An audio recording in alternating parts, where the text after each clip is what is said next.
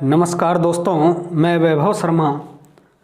पढ़ रहे हैं रीट की जो संस्कृत है उसके बारे में। देखें, संस्कृत में अपना जो टॉपिक चल रहा है वो चल रहा है संधि, और संधि में हम स्वर संधि का पहला प्रकार दीर्घ संधि, दूसरा जो प्रकार है गुण संधि पढ़ चुके हैं, तीसरा जो प्रकार है वो पढ़ने जा रहे हैं वृद्धि संधि। और सबसे पहले देखते हैं वृद्धि संधि का जो सूत्र है वो है वृद्धि रेचि।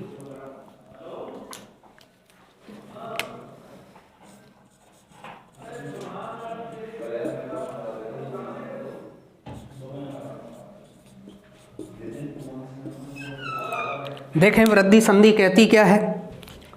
वृद्धि संधि कहती है ए आ के बाद ए और आई हो तो दोनों के स्थान पर आई हो जाता है।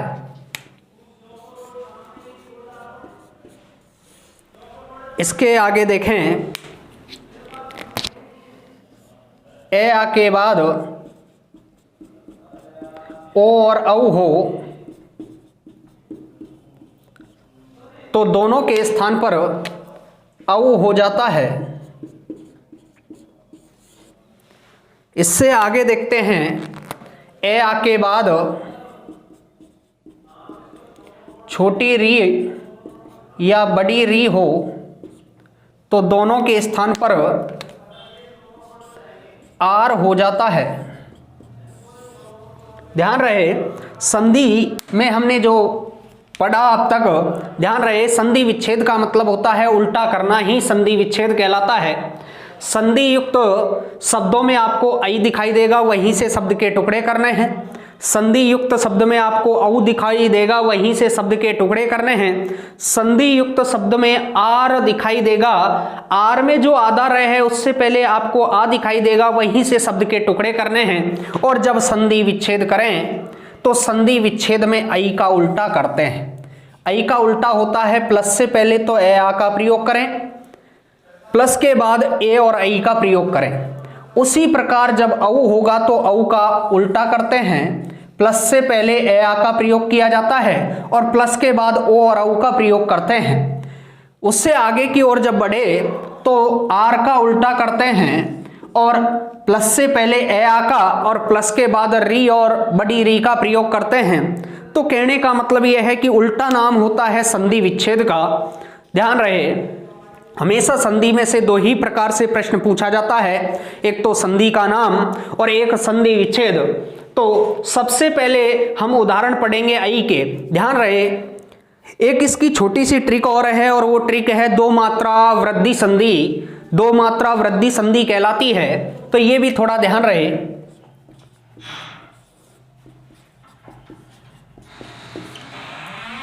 सबसे पहले जो उदाहरण पढ़ने जा रहे हैं वो पढ़ने जा रहे हैं आई के।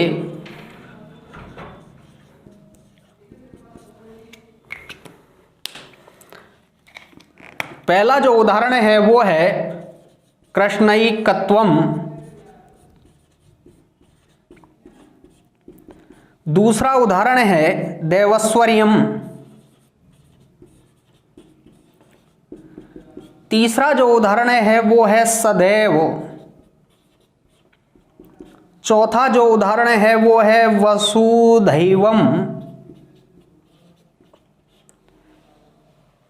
पांचवा जो उदाहरण है वो है जनेकता,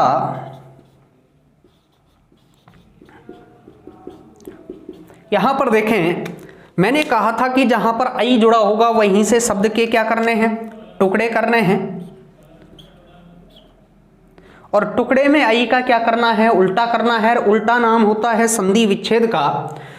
कृष्णैकत्वम का जब संधि विच्छेद किया तो कृष्ण प्लस एकत्वम, देवस्वर्यम का किया तो देव प्लस ऐश्वर्यम, सदैव का किया तो सदा प्लस एव, वसुधैवम का किया तो वसुधा प्लस एवं, उसी प्रकार जन प्लस एकता। देखें यहाँ पर संधि युक्त शब्द में तो आई है, आई का उल्टा हुआ है और उल्टा है, प्लस से पहले तो ए आ का प्रयोग किया और प्लस के बाद ए आई का प्रयोग करते हैं। तो हमने देखा कि प्लस से पहले ण में क्या है ए, और इधर देखा कि प्लस के बाद क्या है ए। ये किसका उल्टा है? आई का उल्टा है, और उल्टा नाम होता है संधि विच्छेद का। अब उदाहरण देखें औ के, जैसे बात करें जलोघ,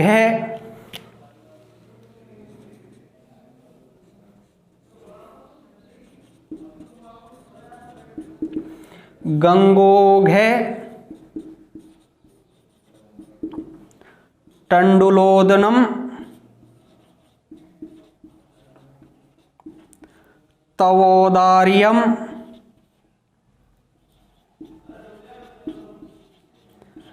महोषधम, परमौषधि,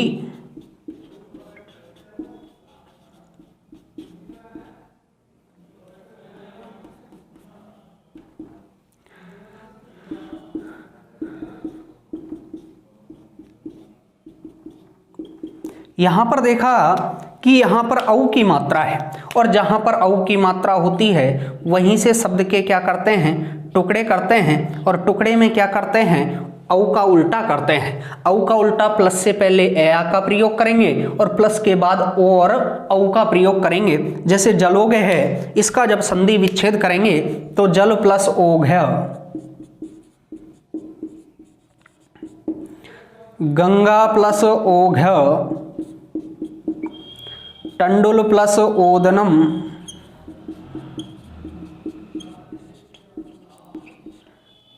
तव प्लस औदार्यम,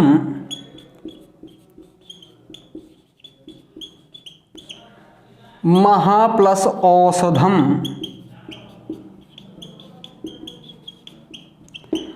परम प्लस औषधि,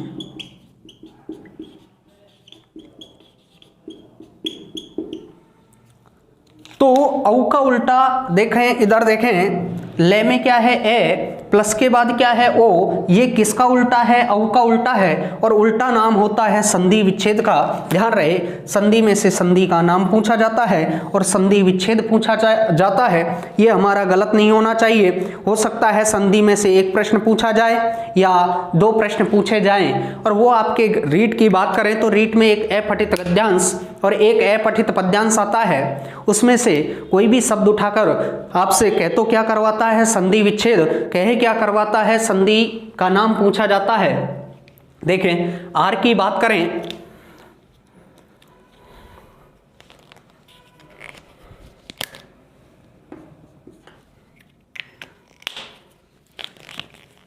जैसे है सुखार्थ, दुखार्थ, प्राणम, वस्त्राणम, वसनारणम, कमलारणम,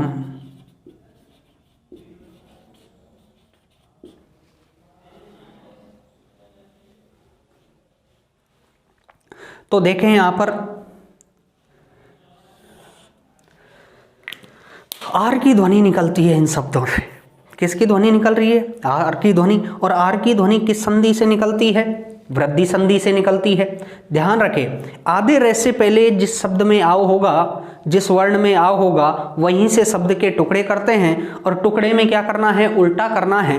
और उल्टे में क्या करना है? आर का उल्टा देखें, प्लस से पहले ए आ का प्रयोग करेंगे, प्लस के बाद री और री का प्रयोग किया जाता है। सुखार्थ का जब संधि विच्छेद किया, सुख प्लस ऋतः, दुख प्लस ऋतः, प्राण प्लस ऋणम,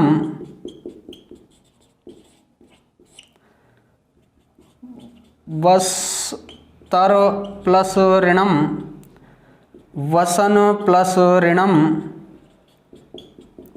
कंबल प्लस ऋणम। यहां पर देखा हमने सबसे पहले तो देखे ऐ के उदाहरण, ऐ के बाद देखे औ के उदाहरण, और औ के बाद देखे हमने आर के उदाहरण। ये हमारे वृद्धि संधि है, पर कुछ अपवाद हैं।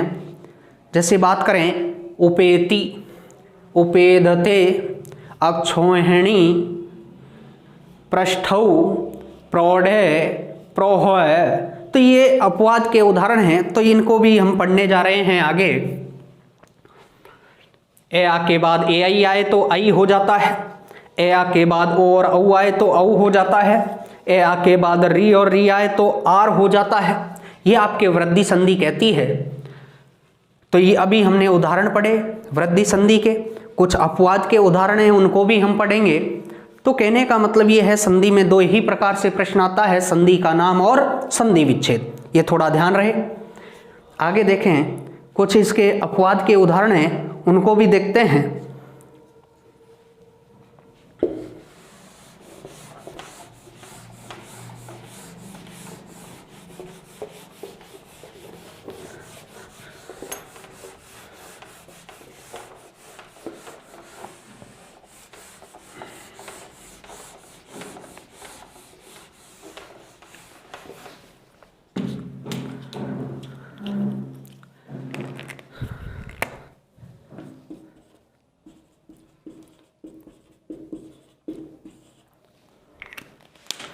जैसे अपवाद की बात करें, उपेति, उपेदते, अक्षोहिणी,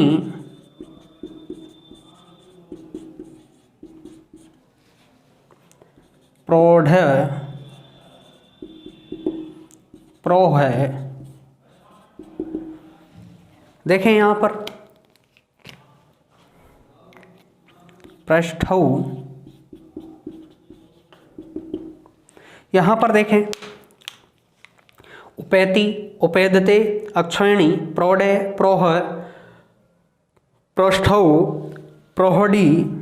तो ये उदाहरण अपवाद के हैं, और जिनमें इंपॉर्टेंट जो उदाहरण हैं वो आपके हैं अक्षोहिणी। इसका विशेष ध्यान रखें, कई बार इसको पूछ लेता है। तो इसका जब संधि विच्छेद होता है अक्ष प्लस ऊहिनी, अक्ष प्लस ऊहिनी, वैसे अपवाद में से यही ज़्यादातर पूछा जाता है अक्षोहिणी वाला, बाकी तो नहीं पूछे जाते। तो उपेति का जब संधि विच्छेद करते हैं, उप प्लस एति, उप प्लस एधते, अक्ष प्लस ऊहिणी, अक्ष प्लस ऊहिनी, प्रय प्लस ऊढ़, प्रय प्लस ऊह,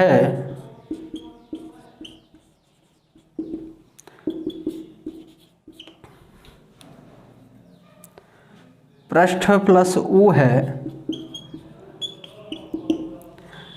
जैसे आता है प्रेस्य, प्रेष्य, प्रय प्लस एसह,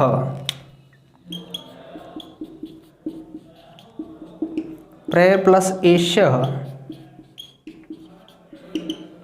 ये इनके अपवाद के जो उदाहरण हैं, ध्यान रहे। जैसे बात करें उपेति, उपेदते, अक्षोहिणी, प्रौढ़े, प्रोह्य, पृष्ठौ, प्रेष्य, तो ये अपवाद के उदाहरण हैं। तो इनका इसमें से जो पूछा जाता है वो पूछा जाता है अक्षोहिणी, और अक्षोहिणी का ध्यान रहे, अक्षोहिणी का जो संधि विच्छेद होता है वो होता है अक्ष प्लस ऊहिनी। ज़्यादा रामायण नहीं पढ़नी है, क्योंकि हमारे 30 प्रश्न रीट में आने वाले हैं, और 30 में से 15 व्याकरण के और 15 शिक्षण विधियों के आते हैं। इसका विशेष ध्यान रखें, पढ़ें वही सीमित पढ़ें, क्योंकि जो रीट का सिलेबस है बहुत नॉर्मल लेवल का, साधारण लेवल का आता है। जैसे बात करें 6 से और 10वीं तक का जो सिलेबस है वो आपके आता है, इसका ध्यान रहे। तो अभी हमने वृद्धि संधि पढ़ी। वृद्धि संधि से जब आगे की ओर बढ़ते हैं तो आपके आती है यण संधि, और यण संधि का जो सूत्र होता है वो होता है इको यणची, इको यणची।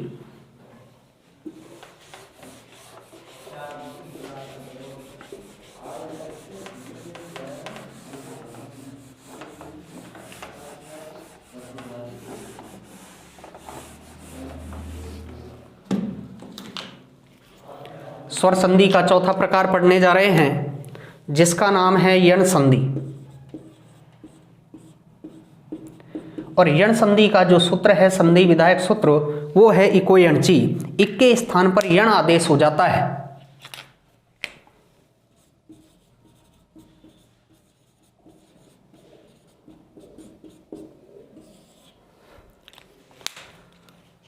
जैसे बात करें छोटी और बड़ी, छोटा ऊ और बड़ा ऊ, छोटी री और बड़ी री और री,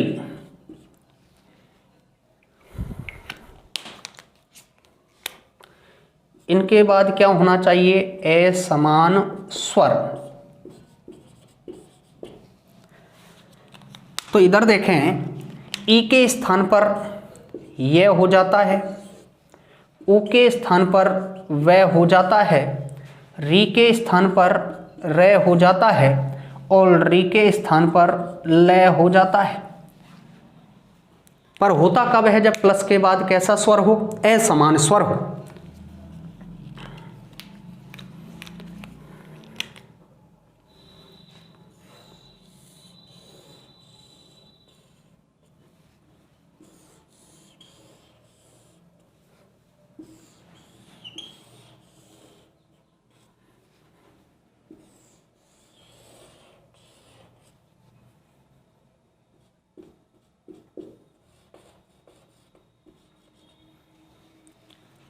इधर देखें, यण संधि का जो सूत्र है वो है इको यणची। इक के स्थान पर यण आदेश होना। मैंने बताया था एक तो होता है एकादेश और एक होता है आदेश। एकादेश तो 2 के स्थान पर होता है, जबकि आदेश 1 के स्थान पर होता है। ई, ऊ, री और री के बाद असमान स्वर हो तो ई के स्थान पर यह, ऊ के स्थान पर वह, री के स्थान पर रे और री के स्थान पर लय हो जाता है। तो ध्यान रहे, जब संधि विच्छेद करते हैं तो उल्टा कर दिया जाता है और उल्टा नाम होता है संधि विच्छेद का। उल्टा करना ही होता है संधि विच्छेद, ये ध्यान रहे। अब देखें यहाँ पर, जब संधि युक्त शब्द में तो आपको प्लस से पहले ई, ऊ, री और री दिखाई देगा और प्लस के बाद असमान स्वर दिखाई देगा। और यहाँ पर देखें, जब संधि विच्छेद करेंगे संधि युक्त शब्दों में ये, वे, रे और ले, और जब संधि युक्त शब्द को जब संधि विच्छेद में बदलते हैं तो उल्टा करेंगे। यह का उल्टा ई, यह का उल्टा ई, वे का उल्टा ऊ, रे का उल्टा री और ले का उल्टा री। उल्टा करना ही संधि विच्छेद कहलाता है। उल्टा करना ही संधि विच्छेद कहलाता है। संधि युक्त शब्दों में ये, वे, रे और ले दिखाई देता है।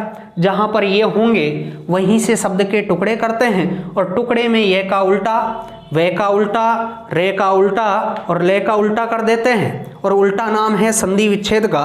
तो सबसे पहले जो उदाहरण पढ़ने जा रहे हैं वो ये के उदाहरण पढ़ेंगे।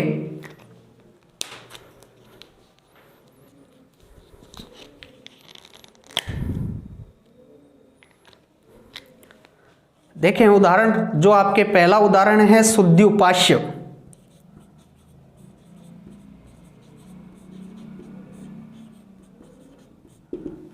जैसे दूसरा उदाहरण है न्यूनम।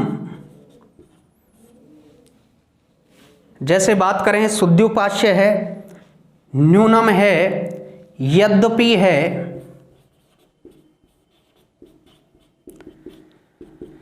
यहां पर देखें, कहने का मतलब एक शॉर्ट ट्रिक और है। आधे वर्ण के बाद यदि ये और वे आए तो संधि यण संधि कहलाती है, और आधे वर्ण के बाद ये और वे आए तो यण संधि होती है। ध्यान रहे, आधा होगा और आधा किसके साथ जुड़ा होगा? ये और वे के साथ जुड़ा होगा। जहां पर यह होगा वहीं से शब्द के क्या करने हैं? उल्टा करना है। ये देखना है, ये का उल्टा होता है ई को किस में जोड़ते हैं? आधे में जोड़ते हैं। और ये में कोई स्वर है उसको बाहर निकालकर प्लस के बाद लिख दिया जाता है। देखें, सुधी प्लस उपास्य नी प्लस ऊनम यदि प्लस अपि। तो यहां पर देखें संधि युक्त शब्द में यह है, यह किसके साथ जुड़ा हुआ है? आधे के साथ जुड़ा हुआ है। जहां पर यह है वहीं से शब्द के टुकड़े करें और यह का उल्टा करें, और उल्टा जब करें तो उसको आधे में जोड़ें, उसको आधे में जोड़ें, और आधे में जोड़ने के बाद प्लस के बाद जो असमान स्वर है उसको लिखें। तो यहां पर देखा शुद्धोपास्य आधे वर्ण के बाद यह होता है तो यण संधि, और आधे वर्ण के बाद वह होता है तो भी यण संधि होती है। तो यह थोड़ा अवश्य ध्यान रखें। सुधी प्लस उपास्य, नी प्लस ऊनम, यदि प्लस अपि।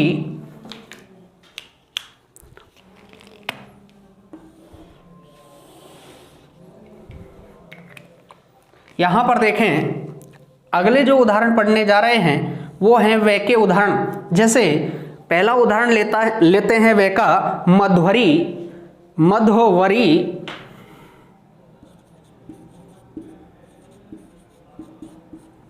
जैसे आता है आपके अनवय, जैसे है आपके स्वागतम, जैसे है आपके गुरुवाज्ञा,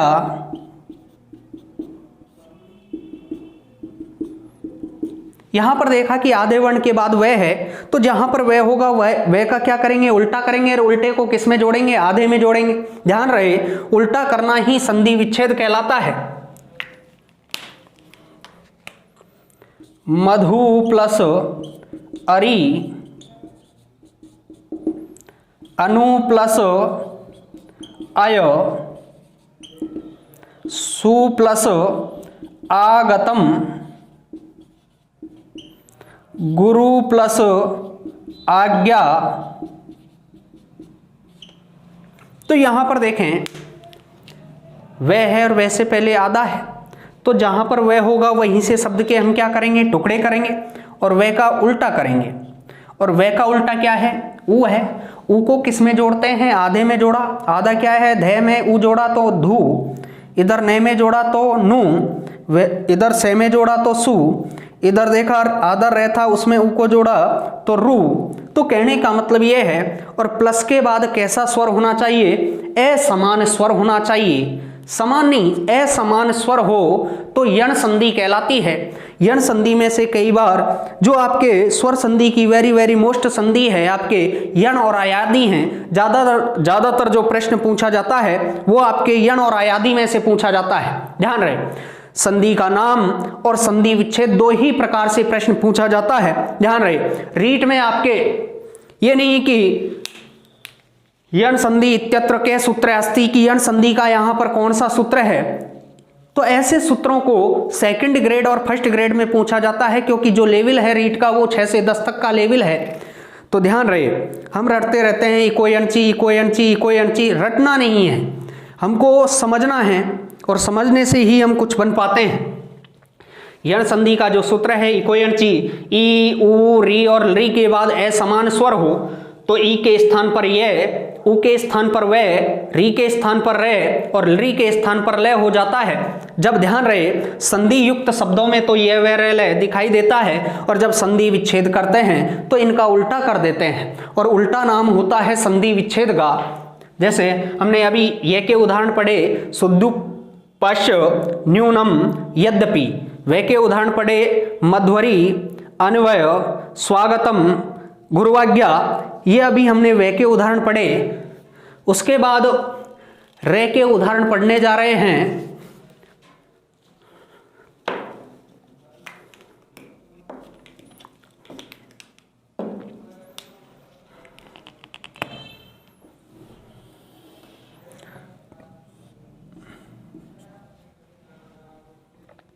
जैसे आता है आपके धात्रंश,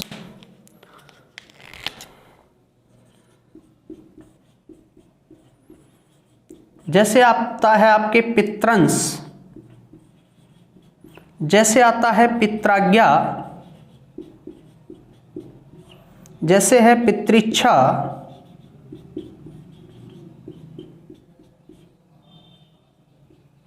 इधर देखें त्रय जो बनता है वो आपके तय और रै से बनता है। तय और रै से बनता है तो ध्यान रहे त्रय में रे मिला हुआ है और जहां पर रे मिला हुआ है वहीं से शब्द के क्या करने हैं, टुकड़े करने हैं और रे का क्या करना है, उल्टा करना है। तो प्लस से पहले री का प्रयोग करेंगे और प्लस के बाद में जो त्रय में एस समान वर्ण जुड़ा हुआ है उसको बाहर निकालकर प्लस के बाद लिखते हैं। तो धातृंश का जब संधि विच्छेद करते हैं तो धात्री प्लस अंश, पितृ प्लस अंश, पितृ प्लस आज्ञा, पितृ प्लस इच्छा,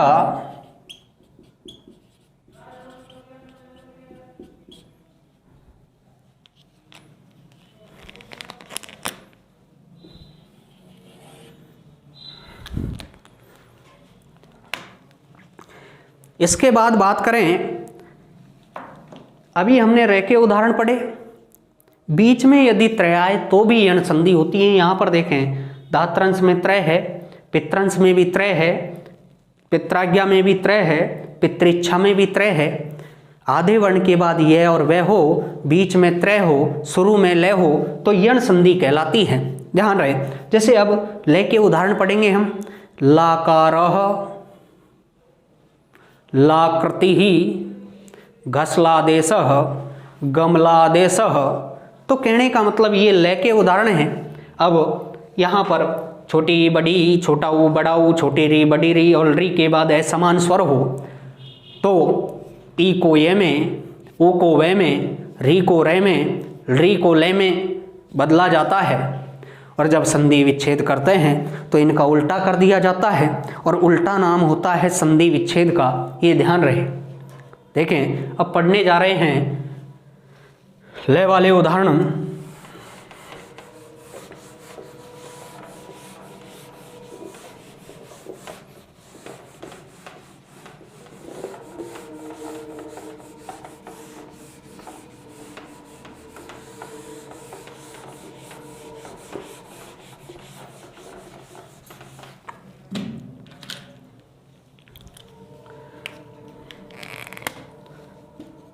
जैसे उदाहरण बात कर रहे हैं लय के,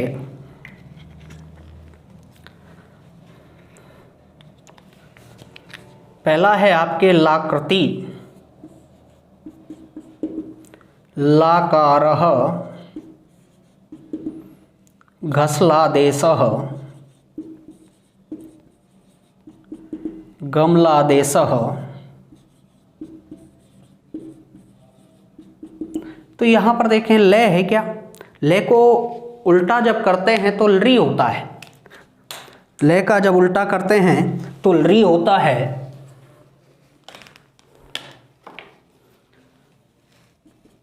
री प्लस आकृति, री प्लस आकारः,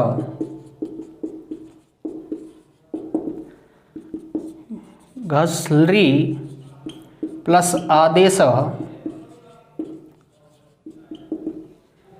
गमलरी प्लस आदेश। ये अब सभी लय के उदाहरण हैं। लय का जब उल्टा किया तो री में बदला और जो आपके लय में कोई असमान स्वर जुड़ा हुआ है उसको बाहर निकाले और बाहर निकाल कर किसके बाद लिख दिया, प्लस के बाद लिख देते हैं। तो लय का उल्टा करना ही संधि विच्छेद है। लय का उल्टा री में किया और उल्टा करते ही हमारा क्या हो जाता है, संधि विच्छेद हो जाता है। इसका विशेष ध्यान रहे। तो स्वर संधि का जो अभी हमने चौथा प्रकार पढ़ा जिसका नाम था यण संधि, और यण संधि का सूत्र है इको यणची। इक के स्थान पर यण आदेश हो जाना ही यण संधि कहलाती है। और यण संधि में अभी बताए थे ई, ऊ, री और री के बाद असमान स्वर आए तो ई को ये में, ऊ को वे में, री को रे में और री को ले में बदला जाता है। और जब संधि विच्छेद करें तो इनका उल्टा कर दिया जाता है और उल्टा नाम होता है संधि विच्छेद का। ये ध्यान रहे। आगे देखें,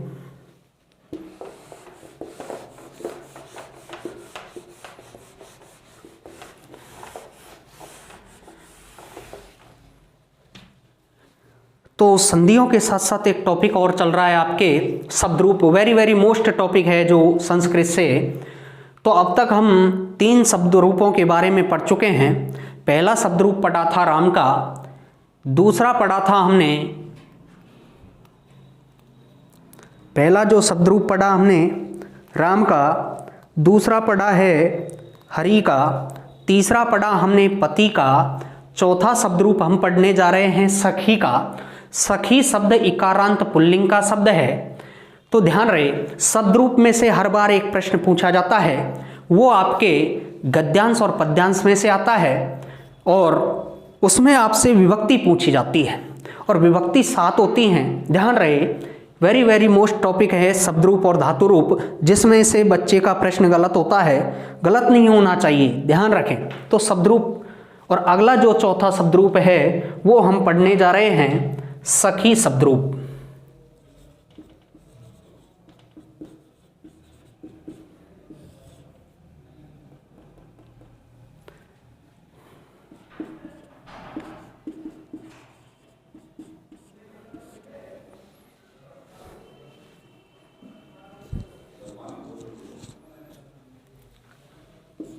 इकारांत पुल्लिंग। तो यहां पर देखें, सबसे पहले लिखते हैं विभक्ति और विभक्ति के साथ लिखा जाता है वचन, एक वचन, द्विवचन और बहुवचन।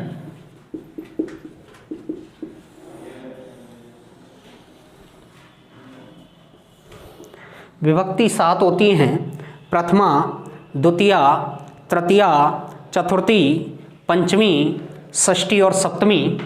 हर बार इन शब्द रूपों में से एक प्रश्न पूछा जाता है जो 90% बच्चों का गलत होता है। गलत नहीं होना चाहिए क्योंकि जो संस्कृत है वो शब्द रूप और धातु रूपों पर टिकी हुई है, इसका विशेष ध्यान रहे।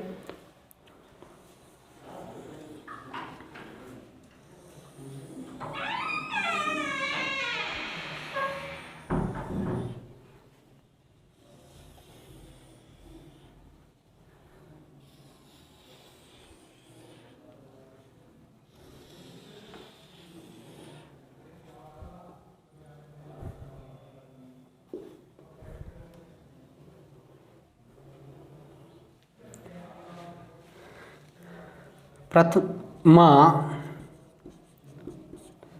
द्वितीया, तृतीया, चतुर्थी, पंचमी, षष्ठी,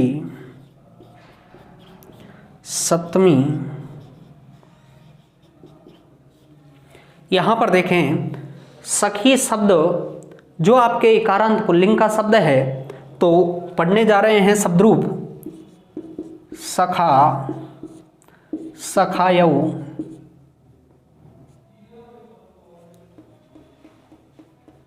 सखा, सखायौ,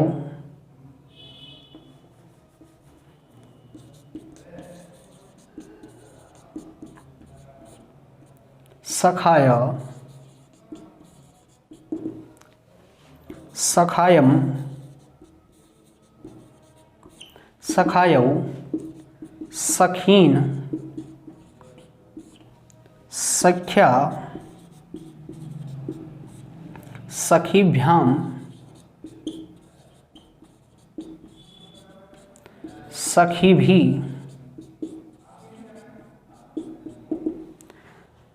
सखे, सखीभ्याम, सखीभ्य, सख्यो, सखीभ्याम, सखीभ्य, सख्यो, सख्यो, सखीनाम,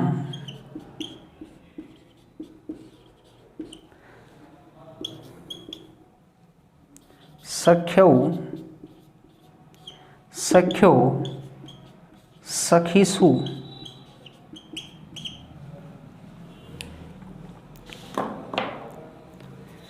शब्द रूप सखी इकारांत पुल्लिंग का शब्द है।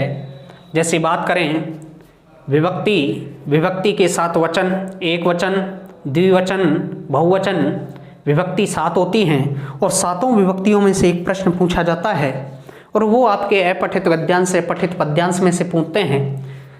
सखी शब्दस्य प्रथमा विभक्ति एक वचने रूपम किमस्ति सखा। सखी शब्दस्य द्वितीया विभक्ति एक वचने रूपम किमस्ति सखायम। सखी शब्दस्य द्वितीया विभक्ति बहुवचने रूपम किमस्ति सखीन। सखी शब्दस्य तृतीया विभक्ति एक वचने रूपम किमस्ति सख्या। सखी शब्दस्य चतुर्थी एक वचने किम रूपम अस्ति सख्ये। सखी शब्दस्य पंचमी विभक्ति एक वचने रूपम किमस्ति सख्यो। सखी शब्दस्य षष्ठी एक वचने किम रूपम अस्ति सख्यो। सखी शब्दस्य सप्तमी विभक्ति एक वचने रूपम किमस्ति सख्यौ। जैसे सखी शब्दे षष्ठी विभक्ति बहुवचने रूपम किमस्ति सखीनाम। सखी शब्दस्य सप्तमी विभक्ति बहुवचने रूपम किमस्ति सखीसु। तो यहाँ पर देखें इस प्रकार से प्रश्न पूछे जाते हैं। वो हमारा जैसे सखा, सखायम, सख्या, सख्ये, सख्यु, सख्यु, सख्यौ, सखीनाम, सखीसु, सखीन, सखा, सखायौ, सखाय, सखायम, सखायौ, सखीन, सख्या, सखीभ्याम, सखीभी, सख्ये, सखीभ्याम, सखीभ्य, सख्यो, सखीभ्याम, सखीभ्य, सख्यो, सख्यो, सखीनाम, सख्यौ, सख्यो, सखीसु। तो ये ध्यान रहे, इस प्रकार से याद करना है हमको। हमारा प्रश्न एक भी गलत नहीं होना चाहिए। सखी शब्द इकारांत पुल्लिंग का शब्द है, 7 विभक्तियां होती हैं, 3 वचन होते हैं। सखा, सखायौ, सखाय, सखायम, सखायौ, सखीन, सख्या, सखीभ्याम, सखीभी, सख्ये, सखीभ्याम, सखीभ्य, सख्यौ, सखीभ्याम, सखीभ्य, सख्यौ, सख्यो, सखीनाम, सख्यौ, सख्यो, सखीसु। तो ये हमारा गलत नहीं होना चाहिए। तो कैसे ही प्रश्न पूछा जाए, एक विभक्ति में से प्रश्न आता है, कोई जरूरी नहीं कि सखी शब्द का पूछे। वो आपके अपठित गद्यांश से पठित पद्यांश में से कोई शब्द ऐसा उठाएगा जिसमें आपसे विभक्ति पूछेगा, और विभक्ति नहीं पूछता है तो वचन भी पूछ सकता है। तो ध्यान रहे, तो ये अवश्य ध्यान रखें। आज हमने एक तो वृद्धि संधि पढ़ी और एक हमने यण संधि को पढ़ा। उसके साथ साथ हमने एक शब्द रूप लिया, जो शब्द रूप है आपके सखी शब्द का। तो आज के लिए इतना ही। अगली क्लास में लेंगे अयादी संधि को, और अयादी संधि, पूर्व रूप संधि और पर रूप संधि को पढ़ेंगे हम। उसके बाद एक शब्द रूप लेंगे उनके साथ, गुरु शब्द रूप।